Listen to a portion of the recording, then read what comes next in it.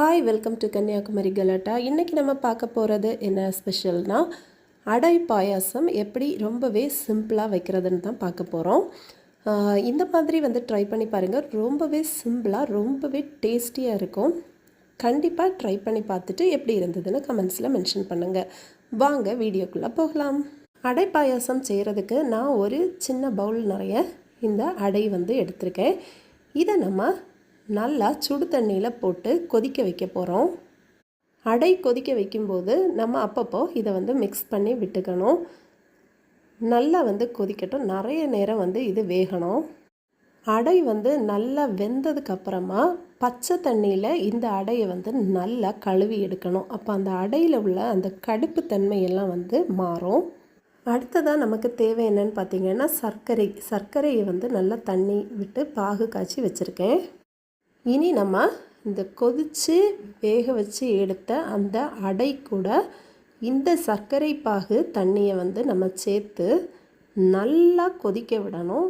நல்லா வேக வச்சு இந்த சர்க்கரை பாகு இந்த அடையும் நல்லா மிக்ஸ் ஆகணும். அது வரைக்கும் நல்லா வேக வச்சுருங்க. இந்த சர்க்கரை பாகும் அடையும் நல்லா மிக்ஸ் ஆகிறதுக்கு நிறைய டைம் எடுக்கும். அதனால் பொறுமையாக நல்லா ஒரு ஸ்பூன் வச்சு கலந்து விடுங்க. அப்பப்போ கலந்து விட்டுட்டு நல்லா கொதிக்க வச்சுருங்க. இந்த மாதிரி நிறைய நேரம் டைம் எடுத்து தான் வேகும். இது நல்லா மிக்ஸ் ஆகணும். நல்லா மிக்ஸ் ஆகும்போது தான் இந்த அடை பாயசம் டேஸ்ட்டு நல்லாயிருக்கும். அடை வெந்துட்டுருக்கும்போதே நான் தேங்காய் பால் ரெடி பண்ணுறேன். தேங்காய் 2 பால், ஒரு பால் ஃபஸ்ட்டு தண்ணி விடாமல் எடுத்து வச்சுட்டு அடுத்தது 2ஆம் பால் கொஞ்சம் தண்ணி விட்டு நல்லா அரிச்சு எடுத்து வச்சுருங்க. இந்த மாதிரி நான் ரெடி பண்ணி வச்சுருக்கேன். இப்போது நம்ம வேக வச்ச அடையை பார்த்திங்களா, அதோட கலர் மாறி நல்ல சர்க்கரை பாகில் உள்ள அந்த கலர் நல்லா மிக்ஸ் ஆகி ஆட் ஆகிருக்கு பார்த்திங்களா. அப்போ இந்த மாதிரி நல்ல சர்க்கரை பாகு இந்த அடையில் பிடிக்கணும். அப்போ தான் நமக்கு நல்ல அந்த அடை பாயசத்துடைய சுவை நமக்கு கரெக்டாக கிடைக்கும். இனி நமக்கு தேங்காய் பால் எடுத்து வச்சுருக்கோம் இல்லையா, 2வது தேங்காய் பாலை இதில் ஆட் பண்ணிடலாம். பாருங்கள், இந்த மாதிரி நல்லா ஆட் பண்ணிவிட்டு திரும்பவும் நல்லா கிளறி விட்டுருங்க. அப்போ இந்த தேங்காய் பால் இந்த அடை சர்க்கரை கூட நல்லா மிக்ஸ் ஆகி கிடைக்கும். திரும்பவும் நான் சொல்கிறேன், அந்த அடையும் சர்க்கரை பாகும் நல்லா மிக்ஸ் ஆகி அந்த கலர் அடையோடைய கலர் நமக்கு மாறி கிடச்ச பிறகு தான் நம்ம தேங்காய் பால் சேர்க்கணும். இப்போ பாருங்கள், தேங்காய் பால் சேர்த்து அந்த அடை பாயசம் கொதிச்சிட்ருக்குது.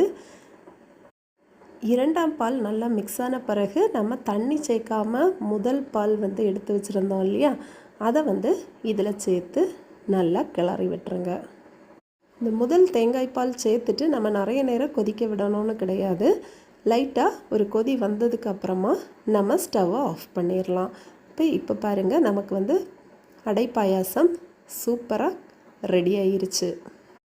இனி ஒரு வாணலியில் நம்ம தேவையான அளவு நெய் சேர்த்து முந்திரி பருப்பு, கிஸ்மிஸ் பழம் எது இருந்தாலும் நட்ஸ் எதுனாலும் நம்ம கொஞ்சமாக இதில் சேர்த்து நெய்யில் நல்லா வறுத்து எடுத்துட்டு இந்த அடை பாயசத்தில் நம்ம சேர்த்துடலாம்.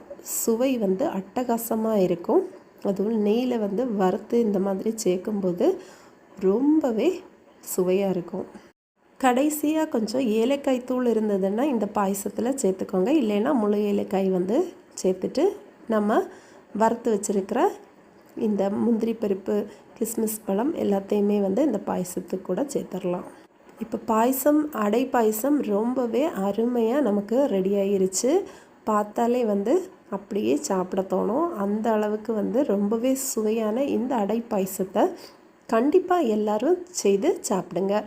இந்த மாதிரி சுவையான பாயசம் செய்துட்டு எப்படி இருந்ததுன்னு சொல்லி கண்டிப்பாக கமெண்ட்ஸில் மென்ஷன் பண்ண மறக்காதீங்க. வீடியோ பிடிச்சிருந்தா வீடியோவை லைக் பண்ணுங்கள், ஃப்ரெண்ட்ஸுக்கும் ஷேர் பண்ணுங்கள். கண்டிப்பாக செய்து பாருங்கள். நம்ம சேனலை இது வரைக்கும் சப்ஸ்கிரைப் பண்ணாமல் பார்த்துட்ருக்கீங்கன்னா கண்டிப்பாக நம்ம சேனலை சப்ஸ்கிரைப் பண்ண மறக்காதீங்க. நன்றி.